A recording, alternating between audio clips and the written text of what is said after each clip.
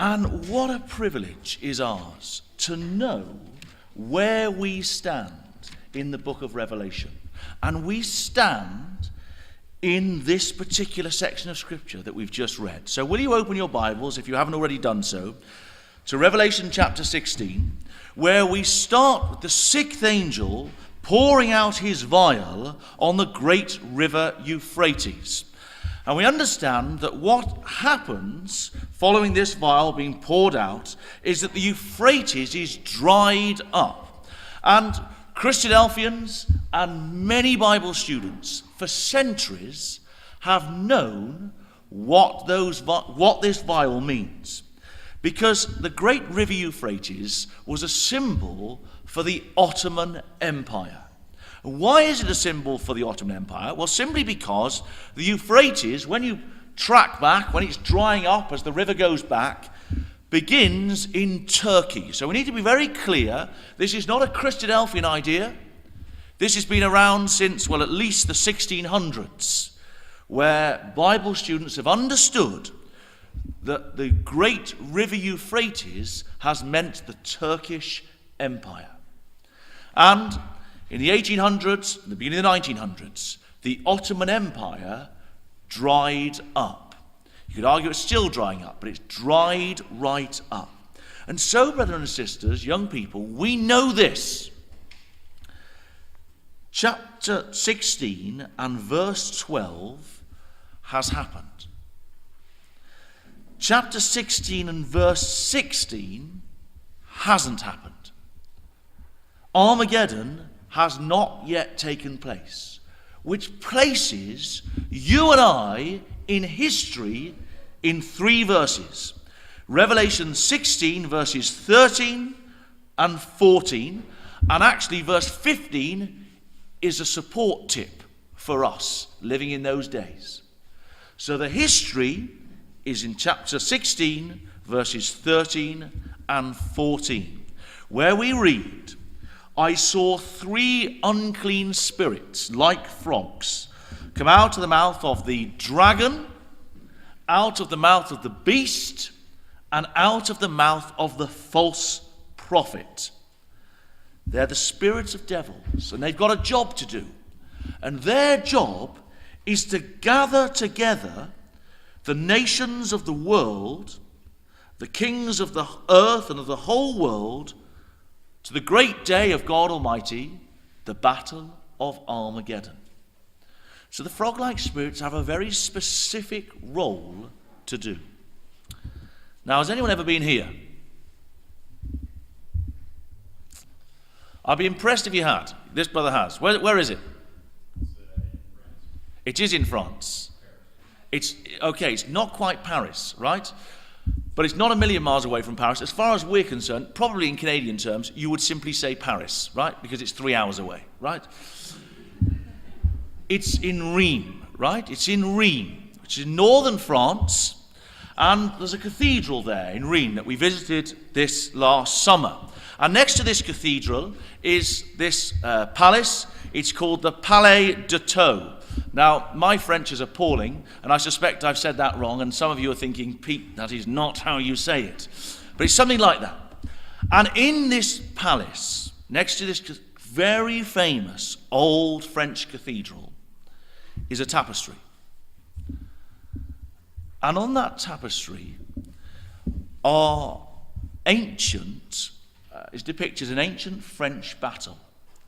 And on their banners, you can just about, I hope, make out 3 frogs. And I'm seeing some faces like this, right? And so I can promise you can have the slides afterwards, right? But on those banners are 3 frogs. Now I want you to just park that thought. We shall come back to it shortly. Boys and girls, where do you come across frogs in the Bible? Where do we come across frogs? Were you going to say, did you say Egypt? You're so clever. Come on then, let's go to Exodus. Come on. Exodus chapter 8. Good boy. Exodus chapter 8. where we know, don't we, the story, and you just told us, good boy, the story of the 10 plagues. And one of those plagues was the plague of the frogs. And where did the frogs go? They went everywhere, right? Exodus 8 verse 3, the river shall bring forth frogs abundantly, which shall go up and come into thine house, into your bedchamber, on your bed, in the house of your servants, upon your people, in your ovens, in your kneading troughs. The frogs shall come up both on you and on your people, upon all your... They're going everywhere. And it doesn't matter if you're rich or poor. The frogs are going to infiltrate your life. And of course, in the end, the frogs are dealt with. Because Pharaoh says he will let the people go, the frogs are dealt with. And so we read, verse 11, that Moses says, the frogs shall depart from you, from your houses, from your servants, from your people. They shall remain in the river only. And Moses and Aaron went out from Pharaoh. And Moses cried to the Lord because of the frogs which he brought against Pharaoh. And the Lord did according to the word of Moses. And the frogs died out of the houses, and out of the villages, and out of the fields. And note this phrase. They gathered them together upon heaps, and the land stank. Now we'll come back to it. They gathered them together. That should remind you of a verse that we've just read in Revelation 16. They gathered them together.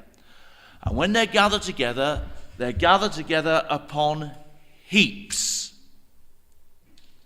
and the land stank. We'll come back to it. Now, Brother Thomas rightly said, writing in Elpis Israel 170 years ago, from this evidence that I'm about to adduce, I think I'll be able to convince the reader that the frogs are the symbol of the French democracy. And why did he think it? Well, he looked carefully at what other Bible students also thought and looked at the history of the French, starting with the Merovingian kings, Clovis I, and the banners that they had back in the 400s, in the years of Clovis, who is known historically to be the first king of France. The heraldic symbol of the Frankish Merovingian dynasty of kings was 3 frogs. Clovis united the Frankish tribes under one ruler. His was the first royal house to rule the whole of Europe after the fall of the Roman Empire. Charles de Gaulle said, the history of France starts with Clovis. What was his banner? 3 frogs. Clovis was the first king of the Franks to unite all of the Frankish tribes under one ruler. He became known as the first king of France. Now he's also significant for one other major fact, because in that cathedral in Rheims, he was baptized. Not into the faith that we would consider baptism, rather he was converted to Catholicism. He's significant due to his conversion to Catholicism in 496. So he was just a member of a Germanic tribe. But this man who became the leader and became the king became converted to Catholicism, as opposed to the Arianism of most other Germanic tribes. Now that's of interest to us, because what then happened is that following Clovis, centuries later came Charlemagne and the birth of the early Holy Roman Empire. So we see the Roman Empire still very much a part of what France is about. We just note that he's converted from Arianism. Do we know what Arianism is? Okay, I can hear people muttering, and they're muttering on the right lines. Arianism is often considered to be a form of Unitarian theology, in that it stresses God's unity at the expense of the notion of the Trinity. So this man, Clovis, who uses the frog-like spirits as his banner, is converted to Catholicism and the Trinity. So you can see in this particular place in Rheims, banners advertising the commemoration of his baptism, and on the armour here we see clearly 3 frog-like spirits. Now, many years later, we understand that one of the earthquakes in Revelation is the earthquake of the French Revolution. And from that came this great change. Brother Thomas said, didn't he, I can convince you that the 3 frog-like spirits are the symbol of the French democracy. Well, there was no democracy before the French Revolution. And the French Revolution changed everything, didn't it? It changed the course of world events, which is why it's an earthquake in Revelation. Because no longer did you have the aristocratic fat cats in France and the peasants, the poor. Rather, common man could be the ruler. We see it epitomized, don't we, just south of this border. Right? Right? That is the epitome of the feet of clay. Because clay is about common men. And common man can be voted into office. That's the result of the French Revolution. Now, this year's been a major anniversary. Why? What have we been doing lectures about in our halls across the world? 70th anniversary, the State of Israel, right? Well, it's also another one. And it's the 70th anniversary of a document that this man wrote. Does anyone recognize it? He looks rather like me in about 20 years' time, doesn't he? Right? Alas, this chap is a man called René Cassin. And we've not heard of him, have we?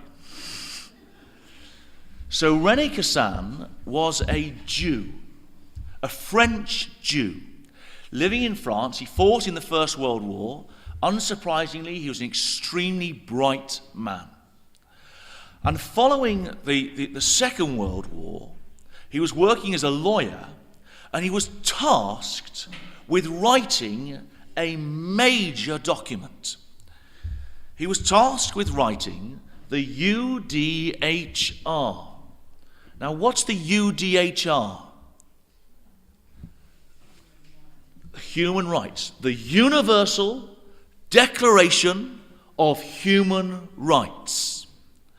And so, countries across the world, from December 2017 to December 2018, are entering into all sorts of commemorative acts, nothing to do with the State of Israel being declared, but with this document being created, the UDHR, the Universal Declaration of Human Rights, at 70, a cause for celebration, they say, a time to remember.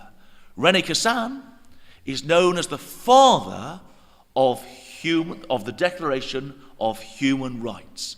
How did he go about writing this document? How did he do it? I'll tell you what he did. René Cassin played a decisive role in drawing up the 1948 Declaration. René Cassin presented a preliminary draft on the 16th of June 1946, which was adopted as a working basis. Now, here's the dynamite. It can be seen that his preliminary draft included the entire contents of the 1789 French Declaration of the Rights of Man and of the Citizen. His document, the UDHR, took the whole of the 1789 document, which is the frog-like spirits. Do you see? Do you see the connection? That's what this man did. And so we have this document today, the Universal Declaration of Human Rights, which underpins everything that the United Nations does. The UDHR came out of the conflict of the Second World War. René Cassin was a Jew living in France that was raised up for a purpose, to put this document together, which would one day support the fulfillment of Bible prophecy. And he, like many others, thought they were doing such a good deed, as many across the world see it today. If you go on the United Nations website, they'll give you a history of human rights law. And they'll tell you, so this document that's on the UN website, if you kept reading, it says this: the traditional categorization of 3 generations of human rights used in both national and international human rights discourse traces the chronological evolution of human rights as an echo to the cry of the frog-like spirits. Well, it didn't quite say that. To the cry of the French Revolution: liberty, equality, and fraternity. So what does the world say, and why does this matter to us? Because the world says this. The UN Human Rights Council declares Israel as the world's #1 human rights violator. Now, when you think of the despotic regimes across the world, when you think of the nightmare countries and political parties ruling in some countries, it is farcical that this nation, no bigger than Wales, which doesn't help you, but it does help me, is the world's biggest human rights violator. And what's the key issue? Because they gave them, the UN gave Israel the land, didn't they? So in 1947, they split the land up. And because of the events of the Second World War, for all of the horrific acts that took place, it took 6 million Jewish people being exterminated for prophecy to be fulfilled, and for the world to give Israel that homeland and to bring them back there. The United Nations put together the map. And it lasted for approximately 19 years, from 48 to 67.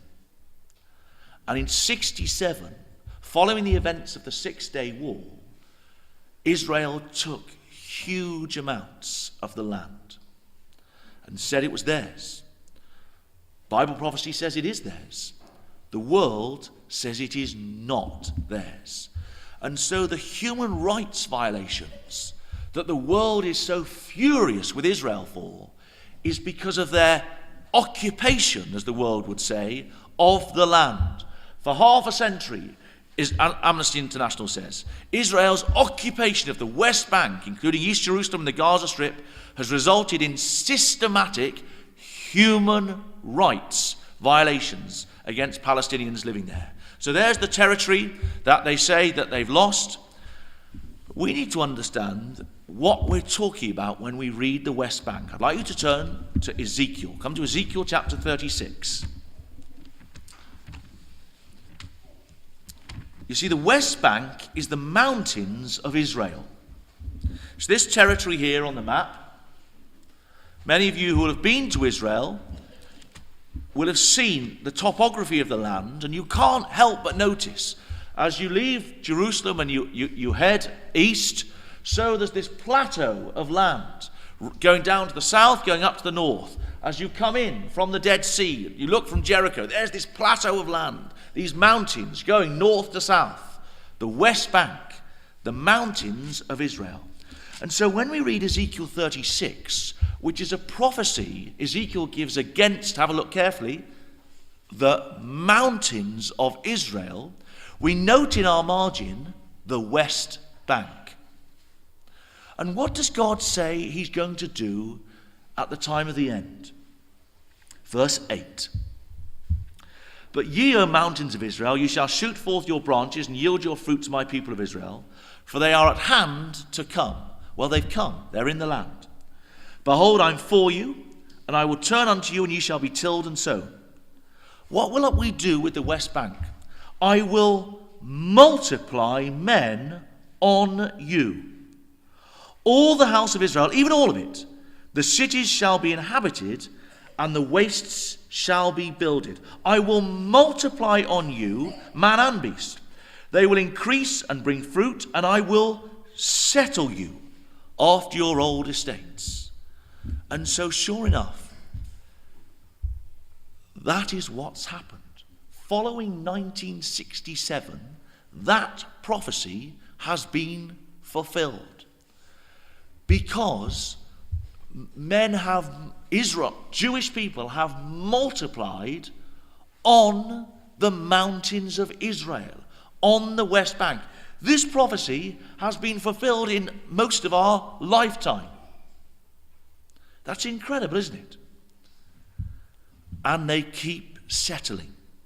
Here's West Bank settlements. I just want you to note what Brother Thomas said. It may be remarked here, he writes in Eureka in the 1870s, that there will have been a considerable gathering of Israelites upon the West Bank before the invasion of the country by Gog. Well, he was right, because he read Ezekiel 36. It's happening, it's on. Look at this. From 1980, look at the population rise in the West Bank. I will multiply men on you. Look at this. This graph shows you the total settler population. The blue line with the exponential growth is the mountains of Israel. Look at this graphic. I will multiply men on you.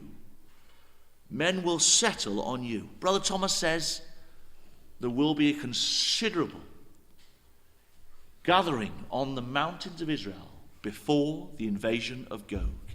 And the UN are furious. And many of you will have seen 18 months ago, they voted on ending the Israeli settlements. And a UN resolution was passed, UN Resolution 2334.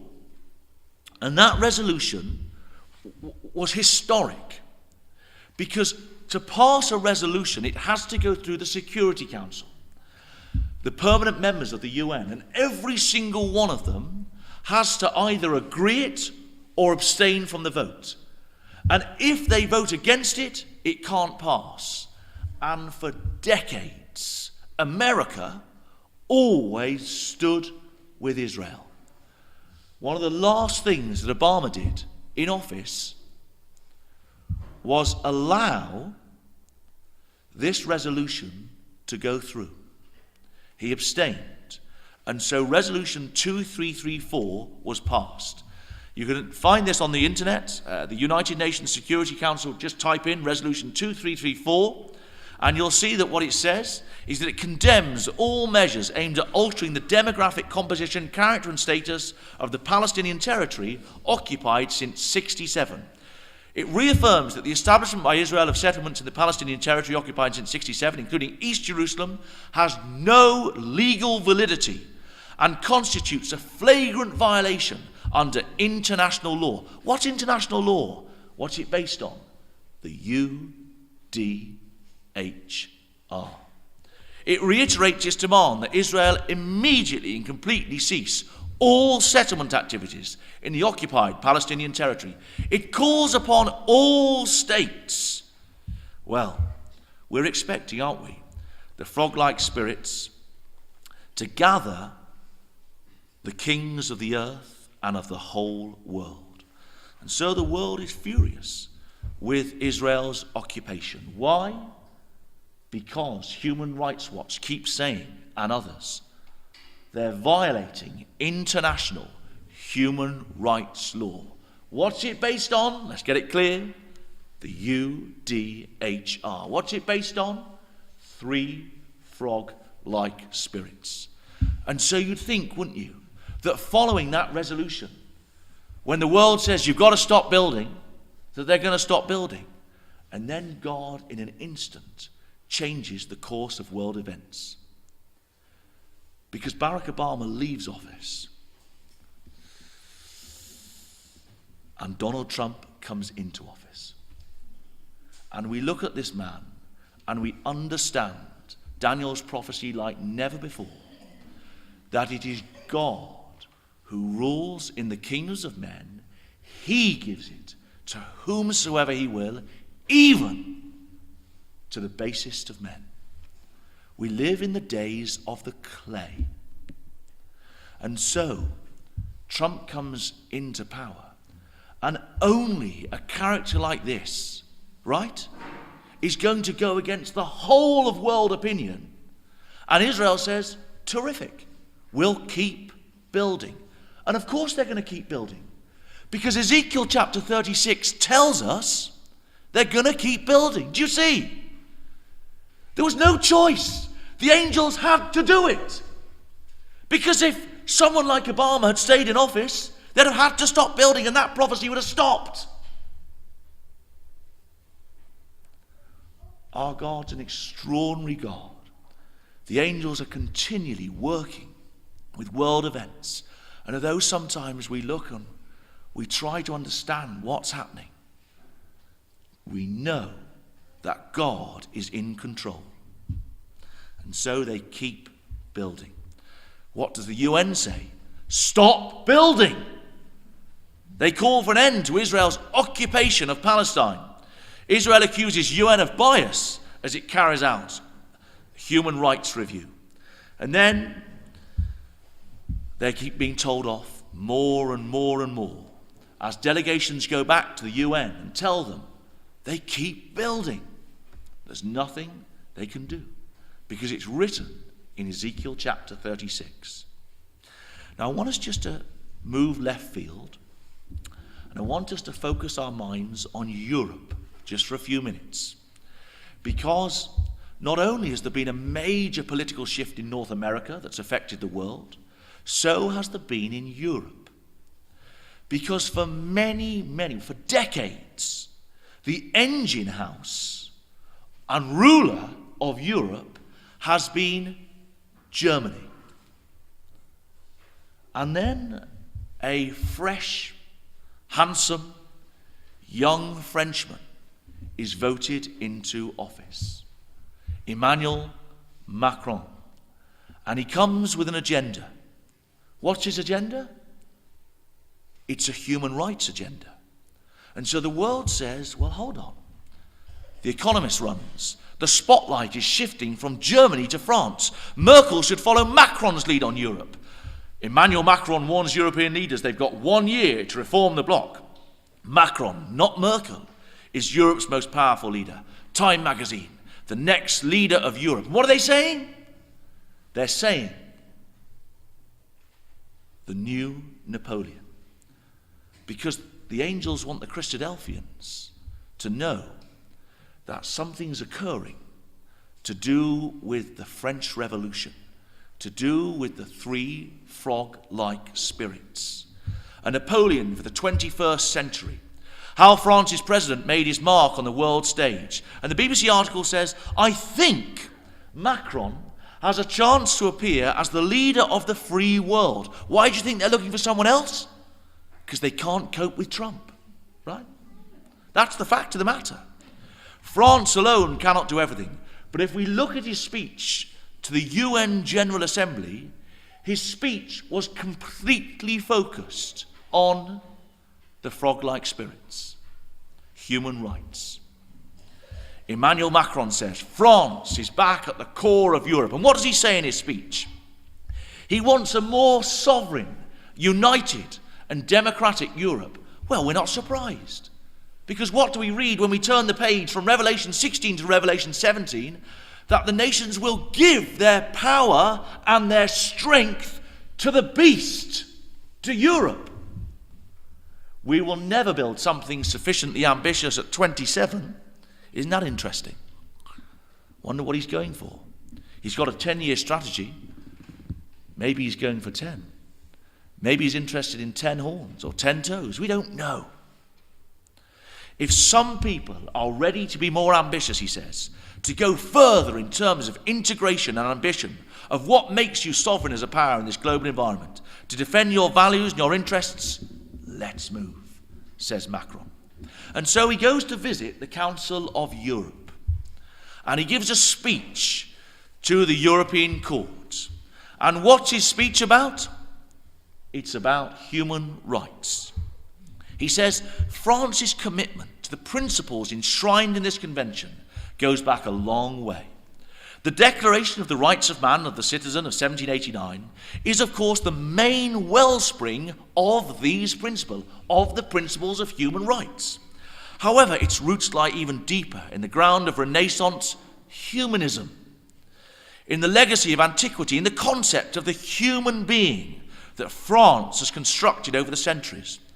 The human rights proclaimed during the French Revolution, then subsequently reaffirmed time and again and reinterpreted by the great minds and statesmen of our country, are an integral part of this core identity which goes back a very long way.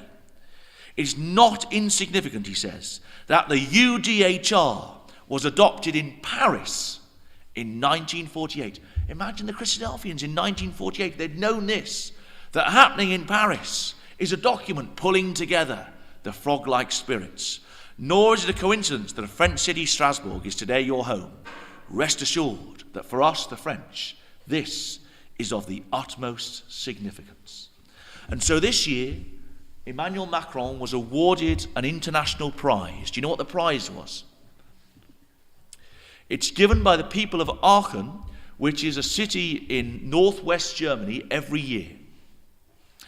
And they've given it since the end of the Second World War, and they give it to an individual that they see has promoted European unity. It's called the Charlemagne Prize.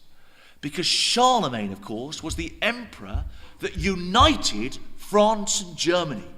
He's the founder of Europe, as we see it today. Emmanuel Macron awarded Charlemagne Prize for a vision of a new Europe. He's honoured for his European vision. And do you know what they say on their website? Emmanuel Macron has declared a strong belief that modern political life must rediscover a sense for symbolism. What better illustration of this than the unprecedented scene of a newly elected French president crossing the courtyard of the Louvre, not to the melody of the Marseillaise, the French national anthem, but to the music of the European anthem, to address his supporters and emphasize France's firm anchoring in the European Union. Just note this. This man spent his childhood attending a Jesuit school. He's got all the credentials in place. I just thought you'd find this BBC article from 2 weeks ago, possibly 2 weeks ago, interesting. French beating scandal reveals Macron's feet of clay. Right? Just interesting, isn't it? And so, brothers and sisters, little children, we live in the days when the frog-like spirits have gone out. And what God is going to do is gather all nations. And we're told where he's going to gather them. He's going to gather them to Armageddon. We read it from Revelation 16. We know it from Joel chapter 3. And from Zechariah chapter 12, we understand that Jerusalem's going to be at the heart of where the nations are gathered. In that day will I make Jerusalem a burdensome stone for all people. All that burden themselves with it shall be cut in pieces, though all the people of the earth be gathered together against it. The nations will be gathered to Jerusalem. And so the angels go to work. And Trump has whisperings in his ear. You know what you promised in your election manifesto that every American president before you has also promised, but failed to deliver on? We're going to need someone as awful as you, who is prepared to not care what the rest of the world says and move your embassy from Tel Aviv to Jerusalem. I'll do it! Right? And so he says, doesn't he, in just this year, well, in December actually, 2017, that the Americans were going to move their embassy to Jerusalem. Why did that need to happen? It needed to happen to bring the world's eyes on Jerusalem. They're fed up with Israel's human rights record, and now it's centered around the issues of Jerusalem. And so what do they say? Well, the UN, the European Union, and the Pope criticized Trump's Jerusalem announcement. Putin is deeply concerned by Trump's Jerusalem move. What does he say? He says that Moscow believes that the status of Jerusalem should be settled through talks between the Palestinians and Israel in line with the frog-like spirits, in line with the United Nations resolutions. As if Putin cares at all about UN resolutions, right? This guy doesn't care a jot what the world thinks about what he does. He marches into Crimea and gets guys who've walked in white uniforms to take them off with military attire underneath and say, it's ours. That doesn't quite fit with UN resolutions. Why is he saying it? He can't help it. Because he, and he represents Russia at this time, is the dragon. And the frog-like spirits, we are told, are going to come out of the mouth of the dragon.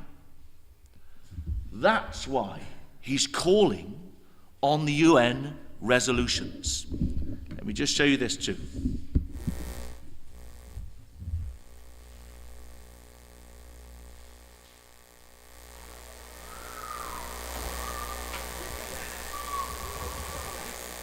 Rivolgere un accorato appello affinché sia impegno di tutti a rispettare lo status quo della città in conformità con le pertinenti risoluzioni delle Nazioni Unite. And we've always regarded Jerusalem as a final status issue that must be resolved through direct negotiations between the two parties based on relevant Security Council resolution. The European Union supports the resumption of a meaningful peace process towards a two-state solution. We believe that any action that would undermine these efforts must absolutely be avoided. Okay, our sound isn't just quite right, for which I apologize, my fault. But I want you to notice who's speaking, right? Who did you see there on the screen? You saw Europe speaking. You saw the Pope speaking. Are we surprised? Of course we're not surprised. Because the frog-like spirits have to come out of the mouth of the dragon, out of the mouth of the beast, and out of the mouth of the false prophet. And so, do you notice what they're saying? They're saying we think that the issue of Jerusalem must go to the UN resolutions. Macron, of course, is able to speak on behalf of all of Europe. France and Europe, he says, are attached to a two-state solution. You've got to go back under the auspices of the United Nations, the resolutions of the UN Security Council, Macron tells reporters. Pope Francis urges world leaders to respect the UN position on Jerusalem. And check this out. If that's not enough, what does he do this year? He says there's a great celebration going on because it's 70 years since, and you think he's going to say, don't you, the state of Israel. He's not interested in the Jews coming back to the land. He wants the whole world to use the frog-like spirits. Pope Francis, this is from the Catholic Church Times, urges the use of the UDHR, now in its 70th years. He hails this marvelous document. The modern understanding of human rights is perfect, he says, with the Christian view. For the Holy See to speak of human rights, above all, is to reinstate the centrality of the human person, willed and centered by God in his image and likeness. And so he goes on. Let me just play this video for you.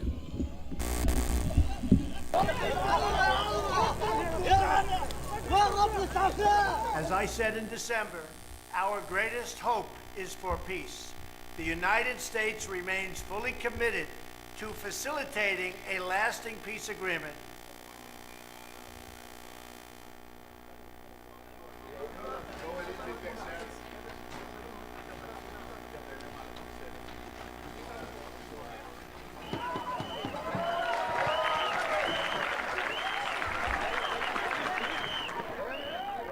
While presidents before him have backed down from their pledge to move the American embassy once in office, this president delivered. Because when President Trump makes a promise, he keeps it. The truth is that Jerusalem has been and will always be the capital of the Jewish people, the capital of the Jewish state.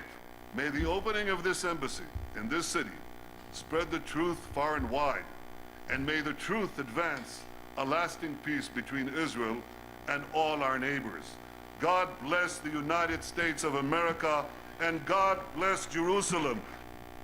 So do you see that because of what's happened, the world is drawn in to Jerusalem? That we're seeing coming out of the mouth of the dragon. Russia, once again, slammed US envoy's statement on Gaza at UN. Russia says that they're deeply alarmed by Gaza clashes. The EU, out of the mouth of the beast, calls for Israel, Hamas, to show restraint in Gaza. The false prophet, Pope Francis, joined by Cardinal Nicholas, in condemning Israeli killings in Gaza. And what do they say? Well, the BBC News write the articles. Did Israel use excessive force at the Gaza protests? Brothers and sisters, this is the last couple of months. And that article goes on to say, the great question is, what do human rights groups say? And what do human rights groups say? They say Israel's Gaza response was wholly disproportionate. And so there's a debate in the United Nations on May the 18th of this year. And they vote to send in a human rights probe into Gaza to the fury of Israel. UN to launch war crimes investigation into Israeli forces shooting of protesters. UN votes to send war crime investigators to Gaza. And reports keep coming back to the United Nations. And the reports say, we've got to do something, we've got to do something. And they blame Israel for what they have done. And so surely it's only a matter of time. We see that Israel blames Iran for Gaza border violence. We know that Iran are operating in the region. We're not surprised, are we? Because they're there in Ezekiel chapter 38. I'm conscious of time, brothers and sisters, so I'm going to move us through. But you know, don't you, that as a result of the UN Human Rights Council's treatment of Israel, the United States, just this last month, at the end of June, they quit the Human Rights Council. And this is what the US Secretary of State had to say on it. A mere look around the world today demonstrates that the Council has failed in its stated objectives. Its membership includes authoritarian governments with unambiguous and abhorrent human rights records, such as China, Cuba, and Venezuela. There is no fair or competitive election process, and countries have colluded with one another to undermine the current method of selecting members. And the Council's continued and well-documented bias against Israel is unconscionable. Since its creation, the Council has adopted more resolutions condemning Israel than against the rest of the world combined. That's an incredible statistic, isn't it? Since the creation of that Human Rights Council, there have been more resolutions adopted against Israel than the rest of the world combined. That's an extraordinary statistic. And we look at it and we say, it's not fair. And it isn't. But it doesn't matter. The angels are making it happen. Because it's the frog-like spirits that have to gather the nations to Armageddon. And so you and I look at it, and we're filled with excitement. because the nations are going to Armageddon. And what do we see? Just in the last week or so, 3 Israelis stabbed to death in the West Bank attack. Reports go back to the UN. On the 27th of July, what are we talking now? 3 or 4 days ago, something like that? Israelis stabbed to death by Palestinian in West Bank attack. So what do they say they're going to do? Israeli Defense Minister calls for West Bank settlement expansion. What are we going to do? We're going to keep building. What do we expect to see? Ezekiel 36. I will multiply men on you. And so, brothers and sisters, I want to draw our thoughts to a close. Will you come back to Exodus chapter 8? Very quickly. Exodus chapter 8.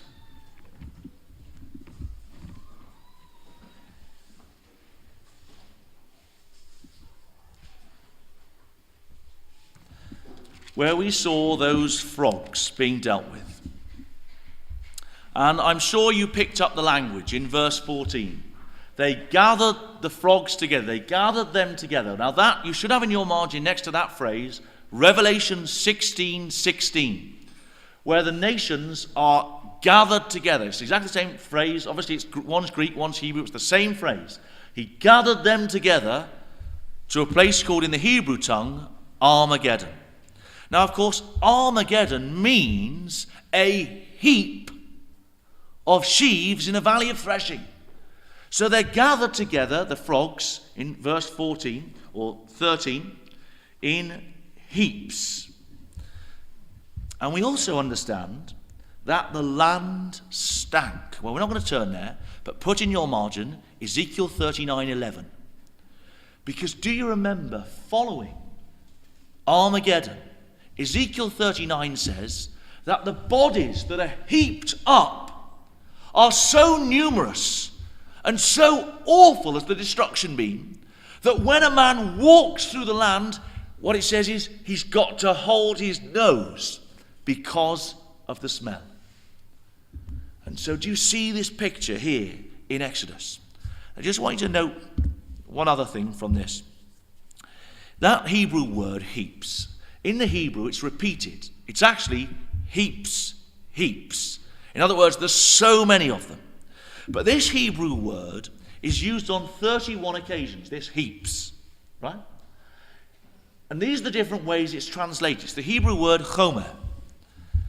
And the first time it's used, I think, is amazing. You see, it's often translated clay, right? Well, we're interested in that. The first time it's used is in Genesis chapter 11 and verse 3. And the heaps, the clay, is the mortar that holds Babel together. Isn't that amazing? Babel stands for everything to do with the systems of this world. How is it held together? Well, it's held together with the frog-like spirits. It's held together with the heaps of the frogs, if you like. And so, brothers and sisters, we'd like to finish. And in Revelation chapter 16, you don't need to turn there, the verse is for you on the screen. After those verses that we've been looking at of the frog-like spirits, and before Armageddon is mentioned, there's a little verse, and that's actually put in brackets, but obviously there's no brackets there. Behold, the Lord Jesus says, I come as a thief. Blessed is he that watches and keeps his garments, lest he walk naked and they see his shame. Brothers and sisters, I hope that in our address tonight, you can see it is on. We don't know the day or the hour when the Lord will come. We pray not that the Lord will come soon. We pray the Lord will come tonight. Everything is in place. The nations are set around Jerusalem. They're ready to go. Are we ready? Are we watching? Are we keeping our garments? When the Lord comes, Is he going to be pleased to look at you and me and say, you watched, you gave it your very best, and because of your faith in these things, I'll make up the rest. Come into my joy. Enter into your desired haven.